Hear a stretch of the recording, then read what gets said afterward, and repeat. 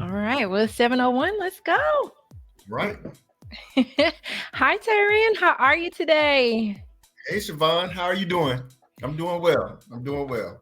So, I am doing lovely. Nobody can see us though because we have our nice little Empowered Ed project showing.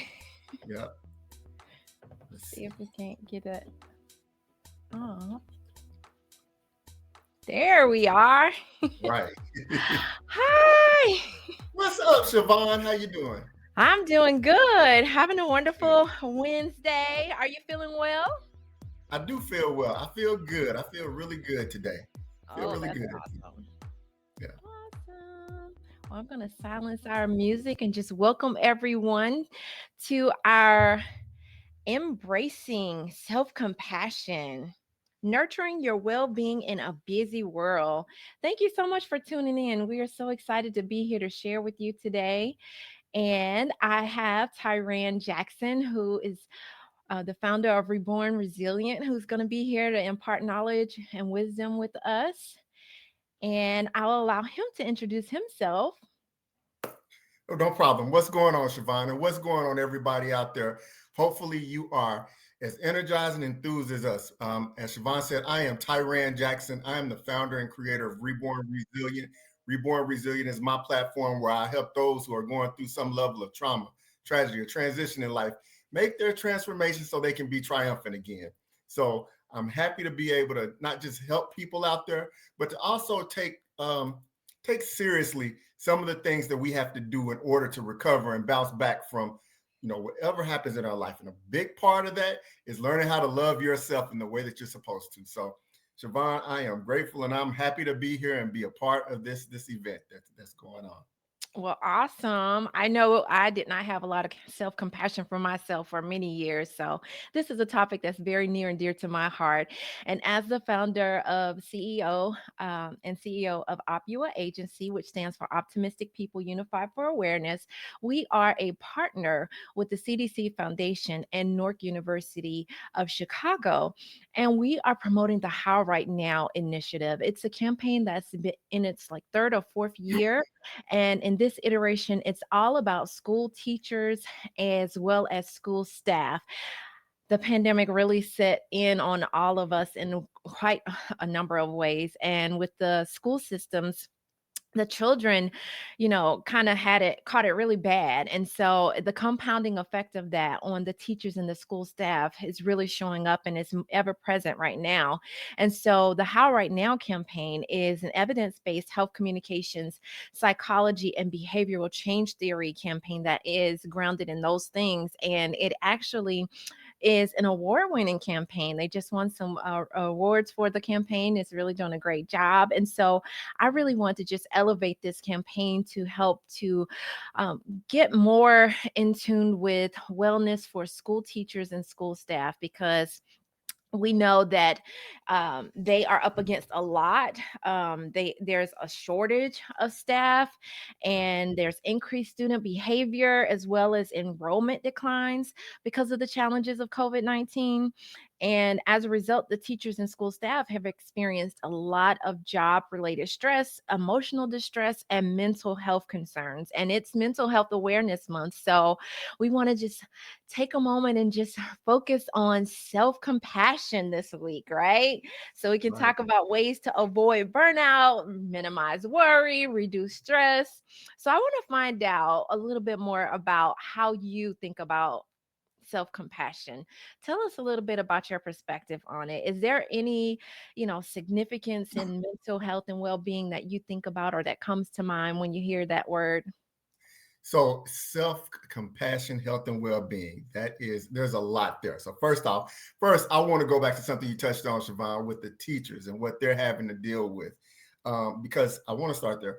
Everybody's have something that is adding stresses to our lives. And when we're talking about like with this in the school systems and when the teachers, they have a lot of pressure, not only should help the thing that's going on with themselves. What I found, and as we're transitioning this over, what does that mean to me? Um, and like many of us, we go through these times in life where times just get very difficult and it gets hard. And when you're doing things for other people, such as the teachers, constantly being there for the kids, such as those who are parents who are constantly having to give themselves in order to make sure that their kids have, we find ourselves where we may neglect ourselves and we're doing so much for others, and we don't necessarily take those steps to give the love to ourselves that we need. So when we talk about self-compassion, the first thing I think about is, are you giving yourself the love that you need in order to keep going? And that trickles into the way that we look at ourselves, the way that we believe in ourselves, the way that we feel from the inside out as well. And that's reflected in the sense that how we actually operate in the world, how we're able to function. So without that level of self-compassion, I don't think we show up fully for the people that we are trying to give everything for. So to me, that self-compassion is having to take the time to recognize when I'm not loving myself like I should. And what steps and what actions do I need to take to get back to learning, loving, and appreciating myself? So that's that's where self-compassion is for me. And I know it is very difficult to do that all the time. But when we have those challenges, we have to not forget about ourselves. Yes, and I think when you don't do it, then that tends to make the stress even more compounded, right? So you have to figure out a way, whether it's just taking a break, a mental break, taking a physical break. I know I like to get up and go to the gym. Sometimes I would like to go and just hang out in the hammock or even just walk to the mailbox. I know my neighbors probably are like, oh my gosh, she just sit there and walk to the mailbox back and forth because they're coming late, and then there's no mail there. So I'll attempt to keep going back, but making sure we having those breaks in between, right? Now, when you talk about that inner critic Mm. versus the self-compassionate voice, what comes to mind? Well, that inner critic is always someone who judges yourself, and you think that you're not enough. I think that inner critic is hard on ourselves, and I haven't found too many people who aren't their own worst critic. I know that we operate with the standard, and a lot of times we set our standards so high that we can make it a challenge for us to even achieve what we want to achieve. And what that can do is lead us to thinking that we're failing, and we don't want to fail. We when we do that, that has an effect on our mood, on the way that we feel and we operate.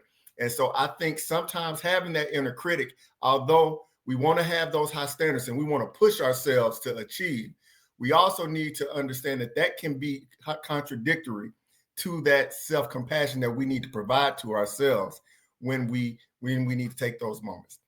Like you said, sometimes we just need to take that deep breath. We need to take that break. We need that stroll to the mailbox in order to be able to just get that moment of peace in the midst of all the chaos that's going on in life. So I do think that it's important to be able to push yourself and to be able to set, high goals in order to achieve. But sometimes that inner critic can prevent us from getting to those goals, but also bring the likelihood of us being compassionate towards ourselves down. So, Yeah, some of the practical tips that I use to kind of help remind myself is I have like a screensaver that says I'm betting 100% on me. yeah. Then I also have like little sticky notes. I'm a big sticky note person.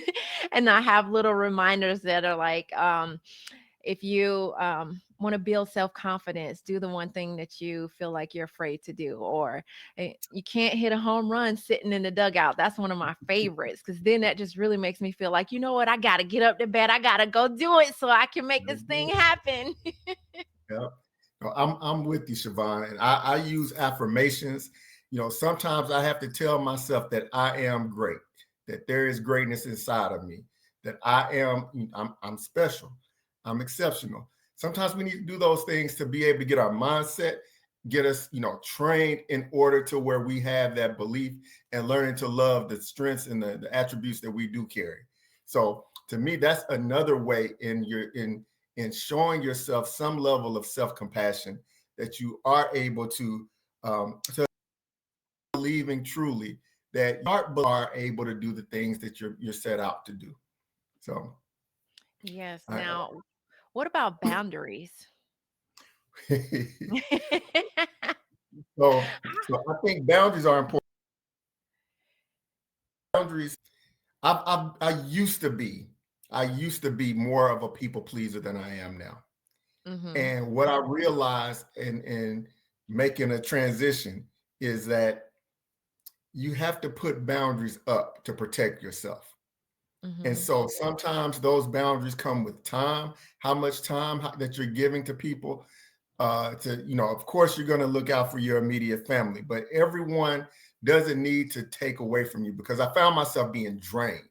Mhm. And when you are giving so much time and so much energy to others, and sometimes those people don't respect your boundaries, want to call you at any time, or want you to stop what you're doing in order to take care of what they're doing, because it's more important. Yes, it's more important to them, but when you look at it from the standpoint of, do you have the energy to be able to give and pour out to that person, you're actually hurting yourself in some of those instances. So I think that it's hard sometimes to be able to establish those boundaries, and sometimes we just don't do it, and we find ourselves deeper into situations before we realize we need.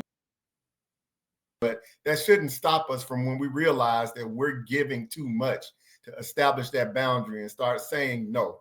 No is a perfectly for a lot of different situations. And when we start talking about and looking out for how to give yourself that love, sometimes saying no is actually going to be beneficial to you in order to make sure that that love is available for yourself. Now, what about in the professional world though? Like when you're in a school system, you have, the principal that wants you to do something, you have the counselors that want you to do something, you have the students that are demanding your attention. How do you figure it all out, like without feeling like guilty or, being too hard on yourself?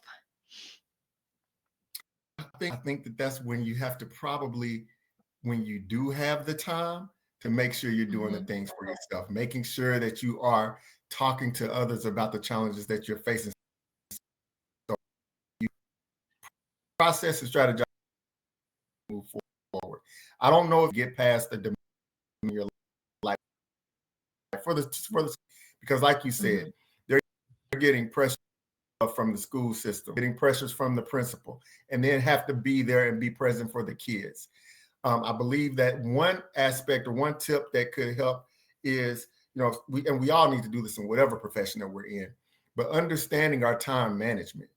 If we can be able to Mhm. carve out a little more time for ourselves and maybe be a little more efficient with some of the other things that we're doing for others, then that may be able to create a little bit of time to be able to just have that deep breath, and to be able to find those times and moments to be able to just be at peace and meditate and be able to get yourself together to be able to handle the challenges that are ahead. But yeah, in the for our teachers, I know they give a great deal when it comes to by, and they're underappreciated. So with what we're doing here with this Empower project, is to empower now, is to be able to help, show a couple of these tips. One thing that I believe in wholeheartedly is, when you do have that time, sometimes just taking a moment to journal and be able to write what's going on makes it a little bit easier to be able to at least get clarity on what you're dealing with and how to approach it and move forward. So just one strategy, one tip, but I know that there is so much that that people probably are dealing with, but don't have the time to figure out what actions can I take in order to give myself a little more love. So it's a Mhm. little something Well, there. So I think this is a good time for me to share our anthem video from the teachers to just give a little bit of perspective from real people that have real experiences and they're seeking real transformation. So let's see if I can make that happen. all Can you right, hear it? yeah, we're good. We're good. Teachers have more and more things to do, and that can be very stressful. The most difficult part of my job is probably not having enough resources. As a teacher, we have never-ending deadlines, never-ending work. There is always something to do. I would say the most stressful part of teaching is everything not related to teaching. So communication with parents, things that are put on you by your administration. The shortage of teachers right now, having to fill a lot of holes and wear a lot of hats, it's very difficult.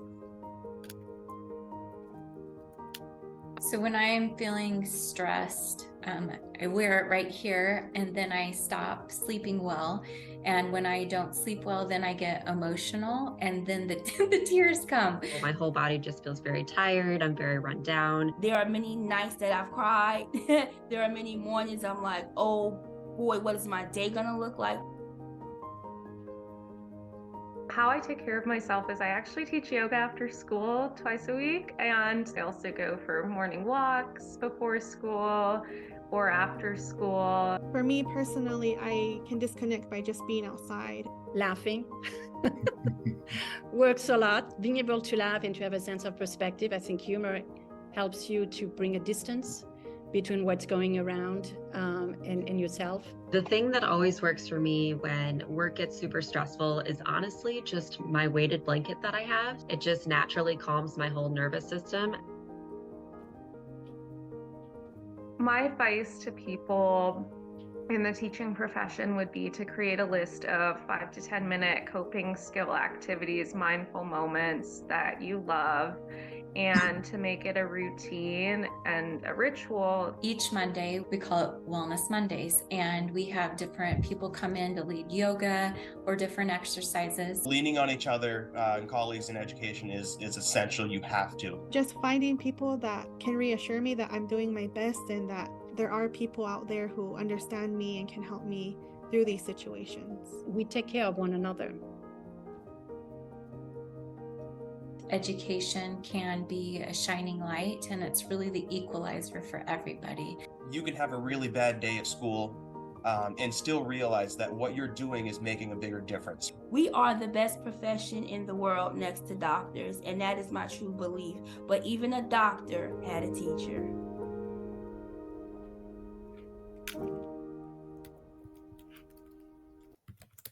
Wow, I really love that video.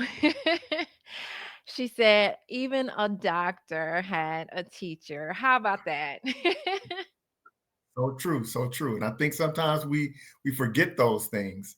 And so that's one of the reasons why I think teachers are so important because look, very few people have ever gotten anywhere by themselves. They've been taught how to be able to move forward. So no, I definitely think that's great. And you know, if it weren't for the teachers, we wouldn't be here doing the things that we're doing.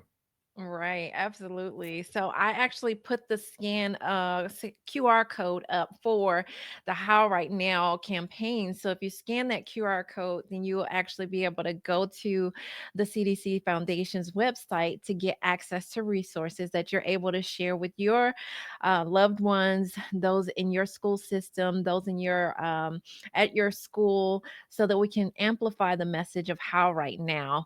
It's really important for us to be there to stick together, support one another, and share resources, because something that Tyran said earlier was that sometimes you just don't really know that you need the support from others in order to get through your situation, or having that support will really make all the difference. I know yesterday I kind of struggled getting out of bed, and my friend called, and I was like, so glad to hear from her, and it was like just a breath of fresh air, and she gave me so much hope for the day, and all the things that I was pondering or my inner critic was telling me that were not going to go right or that I wasn't doing right.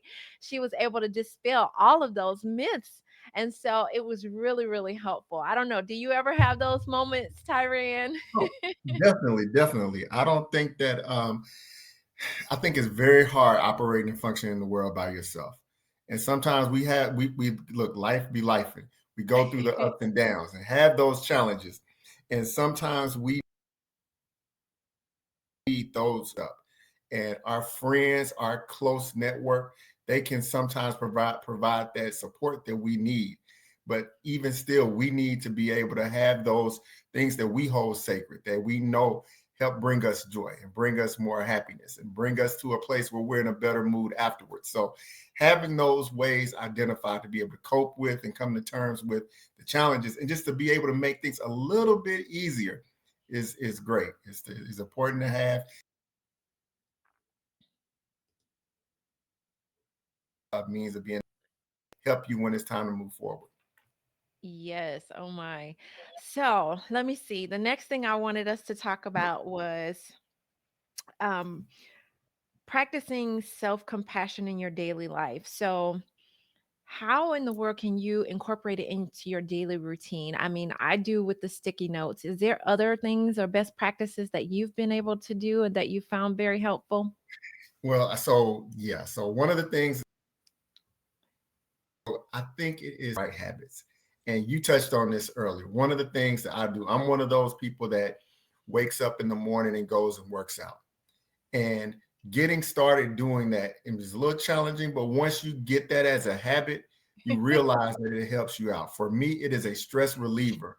And I know everybody isn't a morning person, but you got to find when it works for you, but and what works for you. But that is one of the things that gets my day off to a good start when I just go and get there and know that that's going to help me move forward.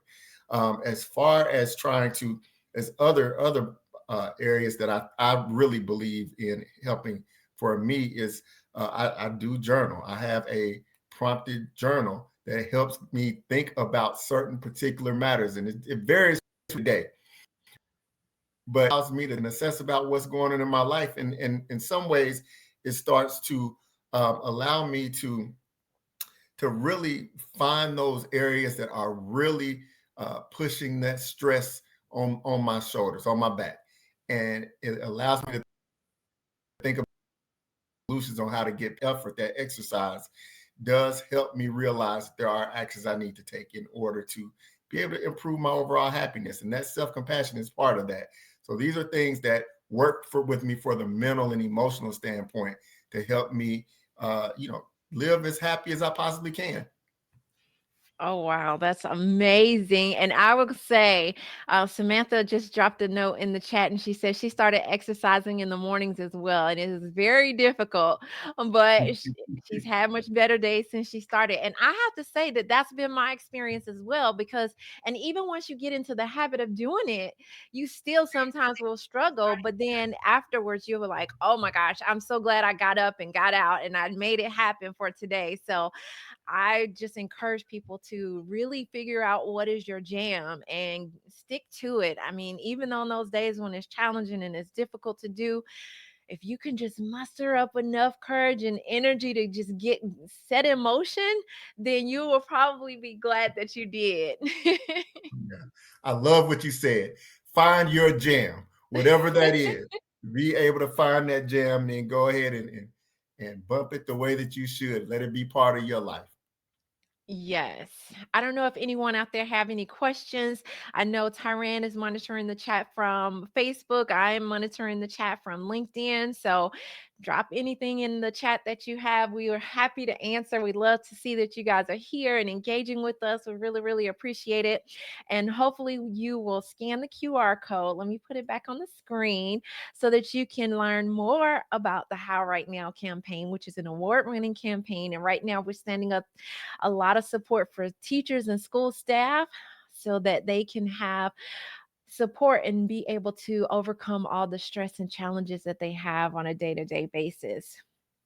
Um, so let's see here. Setbacks, Mm. challenges. I know you've experienced more than your fair share of setbacks, Tyrian. So Yeah, yeah. tell me, like, think about some of the more challenging or difficult things that you or hurdles you've overcome. Was there any one, two, or three things that really just kind of helped you get over the hump?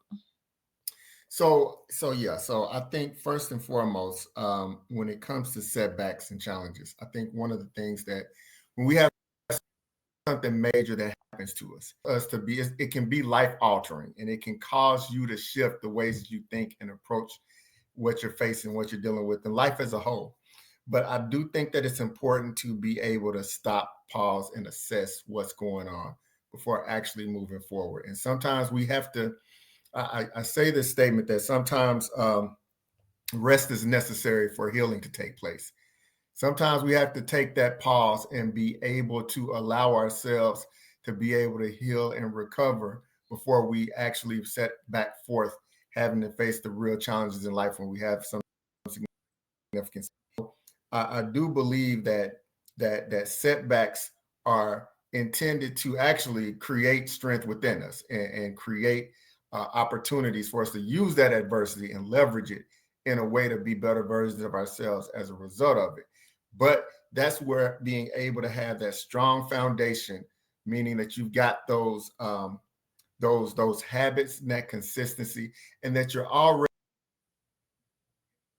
learn how to love yourself and you're practicing. One of the biggest things that I did, and this was revealing to me as I was going through recovery from a tremendous setback, was realize that there was value in actually going to therapy and learning not just to talk and understand and open up about some of the challenges I was facing, but it did allow me to think through solutions to the problems instead of just neglecting or ignoring the problems.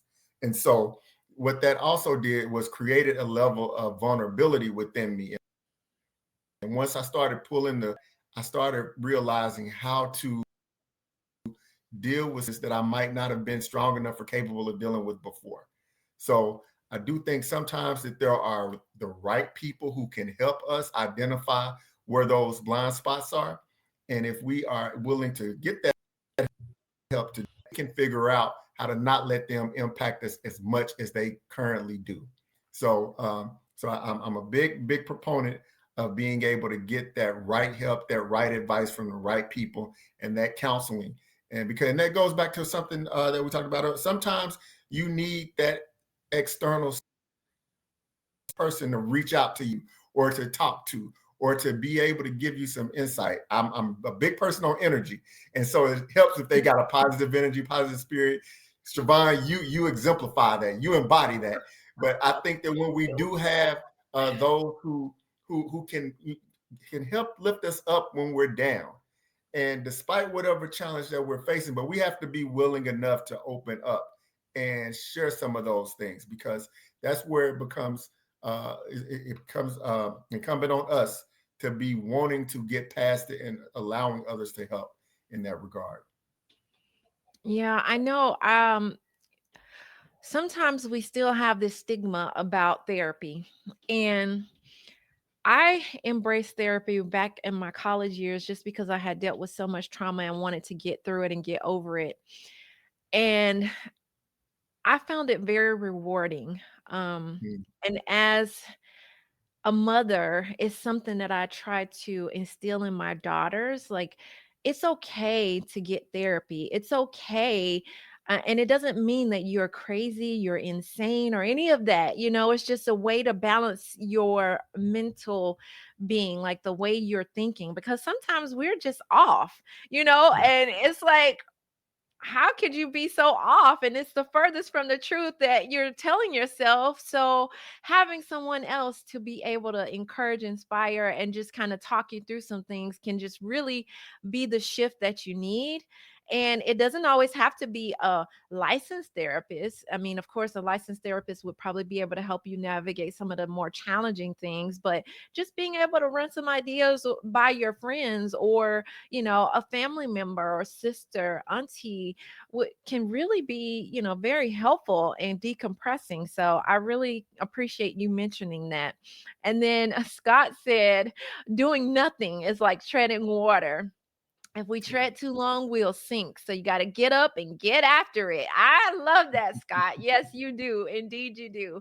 I actually am caring for my grandmother who's in her 80s, and she has her good days and she has her bad days. And I've been trying to get her onto some therapy as well. It's just a little bit of a challenge logistically to get her there. So I've tried to do appointments, but that hasn't worked out quite right because I had to take the iPhone away from her because she couldn't handle that one. She has a Rise mobility phone, and you can't do video calls on there. And so it's just been a bit of a challenge, but she'll call me, and, she's upset and, feeling lost and everything. So I try to make it a point to, reach out to her as well, because she gets lonely. It's just her by herself.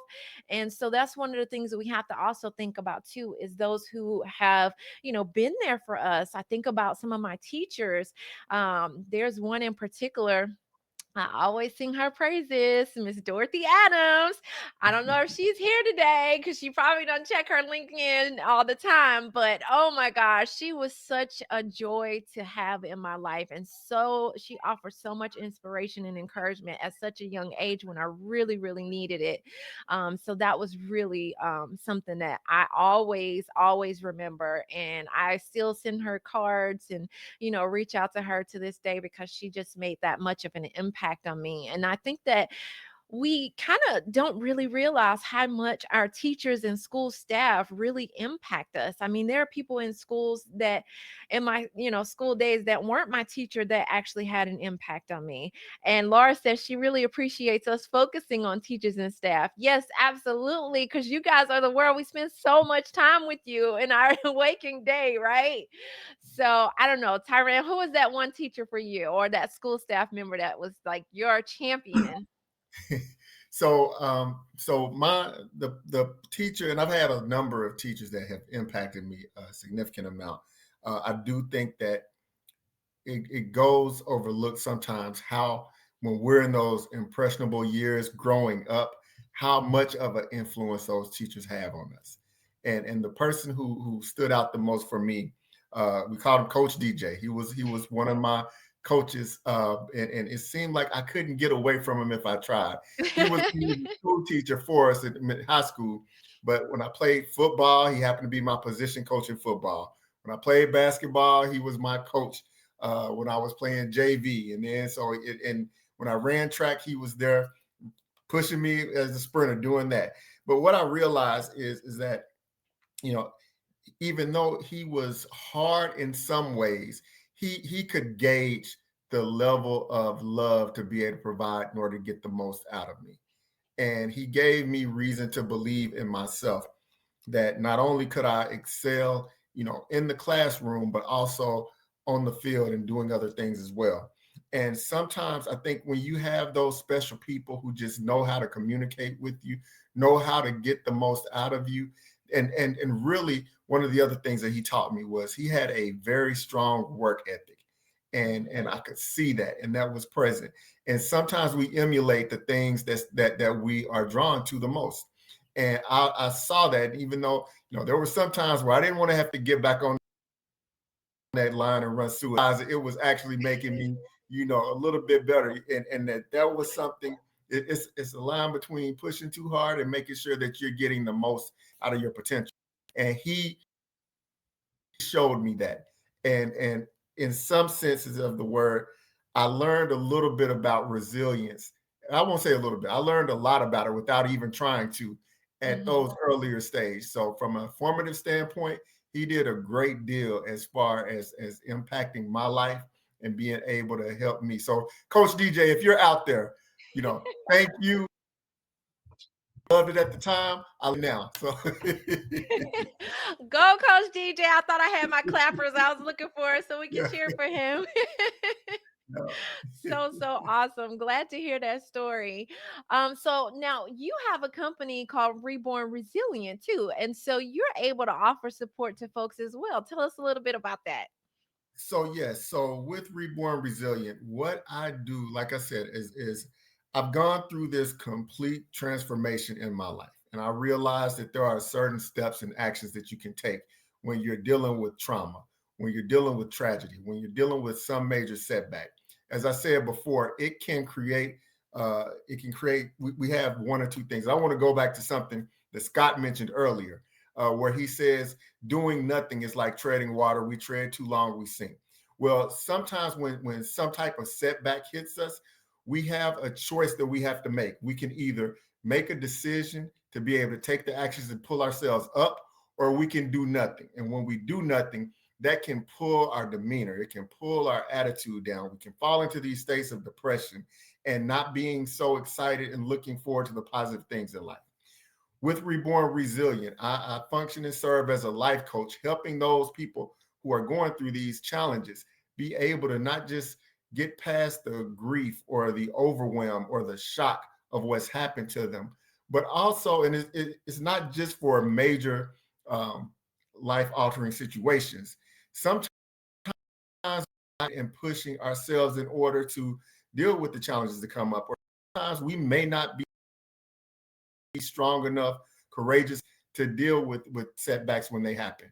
So with Reborn Resilient, I help people finding themselves in this place of being either lost or stuck, be able to assess what is going on in their life and be able to develop those skills to be more resilient and being able to bounce back, but not just bouncing back, but using the challenges that they're running into as the catalyst for creating positive change. And then once you start recognizing what those things are, then designing what life is like once you've built that resilience and you've overcome your grief, your pain, your hurt, or whatever is holding you stagnant in your life. That's where developing the right habits, being consistent, that accountability, where you are actually making lifestyle transformation. You are changing who you are, and you, in a sense, are being reborn. It's based on a foundation of resiliency and developing those skills. But what happens is you see people who are operating at a much higher level in all aspects of their life, financially, relationship wise, with their careers, from multiple perspectives, by actually practicing some of these changes, these habits, in order to create the version of life that they're looking for. So that's what Reborn Resilient is about. I realize that there is ways that we can apply resiliency. I tell people, if you choose resilience, you'll change your life. And this is just a part of what we do with Reborn Resilient. All right. Well, awesome. Thank you so much for sharing that. Now, I've put the code back up for How Right Now, so you can go there to find more resources to share on mental wellness and well being, especially for the school staff and teacher community. And I just want to say, if I wanted to highlight one of the comments in the chat from Scott. Um, he said, taking an opportunity to speak life. Yes, positive affirmations. Um, when we see them the way they wish that they were seen, it's like dropping a pebble of positivity and watching the ripples cast outward. I really like that. Thank you so much for sharing. And yes, Laura, healing allows you to find joy. Woo! Oh my gosh. Yes. So I am so grateful to be a partner with the CDC Foundation for the How Right Now campaign. I'm so grateful for you all for tuning in. And I hope that you will be inspired to pick up the phone or send a text or send an email to someone who is in the school system, whether it's a teacher, school staff. I think about the custodian when I was in elementary school. He was the greatest guy ever. I cannot remember his name, but he was just so sweet at Ben Hill Elementary School. And he was always smiling and just so happy. But those people don't get enough praise or thanks. And so I think it would be so great if you could just send a act of kindness or a sweet gram to them just to say thank you. We see you. We appreciate you. It goes a long ways. People will remember how you made them feel, right? They won't if they don't remember anything else. So I just really strongly encourage you to, do that. And we are gearing up for the Empowered Ed Summit, where we're going to convene school staff and thought leaders in that space, as well as teachers, on June 24th and June 25th, right here in Atlanta, Georgia. So please be on the lookout for more information about it so that you can get your tickets and be in the place so we can celebrate all the teachers and school staff that we know and love so dearly. And I just want to say thank you again from the bottom of my heart for tuning in. We will have a series of webinars until then. And next week, we have none other than Steve Bowler, Stand Tall Steve. And he is an educator advocate, and he goes around the world just spreading the truth about how to improve school culture. So you don't want to miss that one. It's going to be the same time, well, not the same place. You're going to be on Zoom. So I'm going to send out an official Zoom link so that you can join us there. And it's going to be a great time. So I'm going to be looking forward to seeing you all there. And Tyran, oh my gosh, as always, you come through for me. So I really appreciate you so much. And I wish nothing but the best for you as well. No problem, Siobhan. Anytime. If I can help, I'll be there. All right. Well, thank you so much. And please tag a friend in this. This video will be available on all of our channels. And we would love for you to help us to spread the word about how right now. Have a wonderful night, guys.